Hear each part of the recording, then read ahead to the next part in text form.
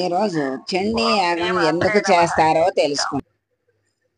ఈరోజు మనం చండీ యాగం ఎందుకు చేస్తారో తెలుసుకుందాం. యాగం అంటేనే అదొక పెద్ద క్రతువు. వేదకాలంలో మాత్రమే సాధ్యమయ్యే ఆచారం. కానీ యాగానికి వచ్చే ఫలితం చూస్తే ఇప్పటికీ కొందరు ఎన్ని ప్రయాసలకు వచ్చైనా సరే యాగం చేయాలని సంకల్పిస్తూ ఉంటారు. వాటిలో ప్రముఖంగా వినిపించే యాగం ఏమిటి అంటే చండీ యాగం.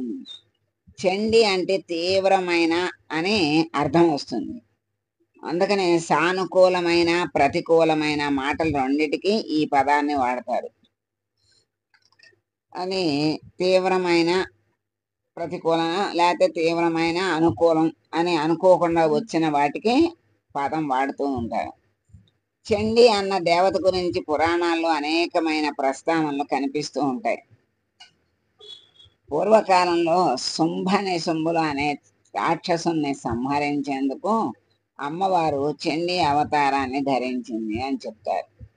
తన శౌర్యంతో ఆమె శుంభులనే కాకుండా వాళ్ళ యొక్క సేనాధిపతులైన చండముండాసురుల్ని కూడా సంహరించింది. చండీదేవిని, ఆమె తేజోరూపమైన చాముండీదేవిని కొలిచేందుకు దేశంలో చాలా ఆలయాలు ఉన్నాయి. హరిద్వార్లో ఆదిశంకరాచార్యులు నిర్మించినట్లుగా చెప్తున్న ఆలయం దగ్గర నుంచి మైసూరు పాలకులు నిర్మించిన ఆలయం వరకు ఈ తల్లిని కొలుచుకునేందుకు ప్రత్యేకమైన క్షేత్రాలు ఉన్నాయి. మరి అంతేకాకుండా గ్రామ దేవతగా, కులదేవతగా కూడా చండీదేవికి విశేషమైన ప్రాధాన్యత ఉంది. ఇక సప్తమాతృకల్లో ఒకరుగా 64 తాంత్రిక దేవతల్లో ముఖ్యురాలుగా, తంత్ర విద్యల్లో కూడా చాముండేశ్వరిది ప్రత్యేక స్థానం ఉంది.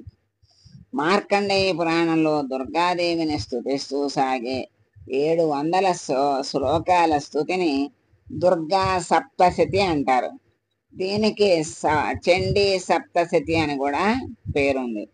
హోమగుండంలో అగ్ని ప్రతిష్టను చేసి ఈ దుర్గా సప్తశతి మంత్రాలను జపించడంతో చండీ యాగం సాగుతూ ఉంటుంది. చండీదేవికి ప్రీతిపాత్రమైన నవాక్షరి వంటి మంత్రాలను కూడా ఈ సందర్భంగా జపిస్తూ ఉంటారు. యాగంలో ఎన్నిసార్లు దుర్గా సప్తశతిని వల్లెవేస్తూ అందులోని నామాలతో హోమం చేస్తారో దానిని బట్టి శత చండీ యాగం, సహస్ర చండీ యాగం, ఆయుత చండీ యాగం అంటే 10,000. అంటే దుర్గా సప్తశతిని 700 శ్లోకాలు అన్నారు కదా, ఆ 700 శ్లోకాల్ని వల్లెవేస్తూ చేసేటువంటి అంటే 100 సార్లు అది వల్లెవేస్తే శత 1000 సార్లు పారాయణ చేసి యాగం చేస్తే సహస్ర చండీ యాగం, 10,000 సార్లు దాన్ని వల్లెవేస్తే ఆయుత అంటే 10,000 చండీ యాగం, ఆయుత చండీ యాగం అని పిలుస్తారు.